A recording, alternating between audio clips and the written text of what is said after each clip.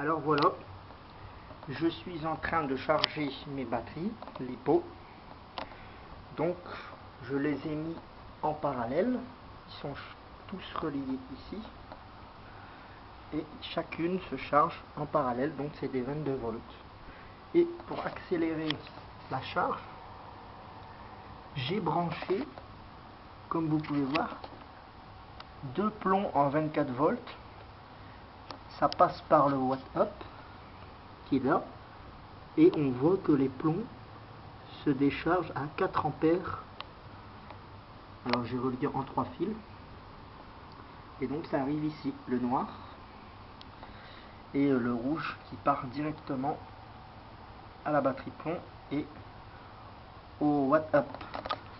Donc en fait ça pose aucun problème. On voit bien qu'il y a 23 volts 24 sur les plombs et 22 volts 77 sur le chargeur. Donc le chargeur débite 50 watts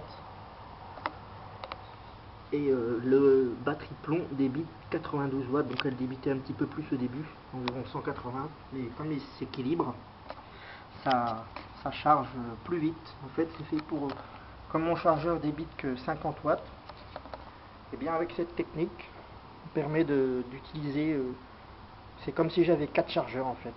Alors ça va pas poser de problème parce que si les plombs se vident, ça se mettra à 0 ici. Par contre lui continuera à charger.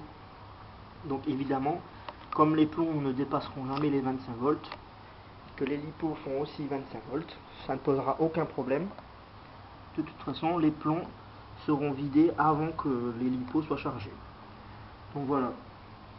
Et quand les plombs seront vidés, il suffira juste de débrancher ici. Alors si je débranche là-bas, le noir, qu'est-ce qui se passe?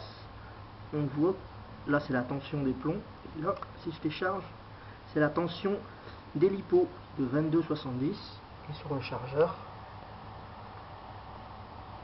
c'est 22,66. Alors c'est exactement pareil. Donc on voit bien, il n'y a aucun souci. C'est une technique qui peut s'avérer pratique pour charger plus vite. Parce que les petits chargeurs ne chargent pas très vite, donc forcément, charger tout ça, des LiPo de 5 ampères qui font 100 Wh, il y en a 4, donc ça fait pas mal de watts à recharger. Donc voilà, ça diminue forcément de plus en plus, puisque ça a tendance à s'équilibrer, il y a moins de volts dans les plombs. Et donc là, je suis exactement... Alors maximum, c'était 206 watts de pic, comme vous pouvez voir. Et là, j'ai mis 30 Wh. Donc en une dizaine de minutes, j'ai mis la capacité de mon chargeur en 1 heure, quoi. Donc j'ai gagné beaucoup de temps. Donc voilà, c'est une technique qui marche, ça pose aucun problème. Alors, tous ceux qui vous diront que ça marche pas, que ça déséquilibre, que ça va se vider dans les plombs, tout ça marche, ça n'existe pas. Il n'y a aucun problème, puisque là on voit bien que le watt up, ça tire des plombs vers les LiPo, et si ça va dans le sens, ça marquerait 0. Donc le courant va bien dans le sens du watt up, qui va de cette sortie là par ici. Voilà, alors j'ai fait un petit branchement provisoire comme ça là, parce que c'est pas très pratique, mais voilà, ça marche très bien. Bon, les câbles chauffent un peu parce que 200 watts ça prend pas mal sur les câbles, mais sinon au niveau des câbles ici, les câbles LiPo là, ça chauffe pas. C'est juste au niveau des câbles plomb en fait, parce que mes câbles sont très fins, puis mes cosses sont des cosses un peu à l'arrache, quoi. Voilà. Donc j'espère que vous aurez compris mon explication et que vous vous apercevrez que ça marche très très bien. Donc voilà. Et l'équilibrage, évidemment, ça change strictement rien. L'équilibrage, lui, se fait toujours correctement. Et de toute façon, je n'ai qu'une fiche d'équilibrage branchée. Et comme tout est en parallèle et toujours usé en même temps, il n'y a aucun problème. Je pourrais changer la fiche ici, la mettre là-bas, ça ne changerait rien sur l'affichage du chargeur. Ce serait exactement la même chose. Donc là, je suis à 3,82. Et si je change, je vais faire un petit changement. Alors on va essayer de faire vite. Hop.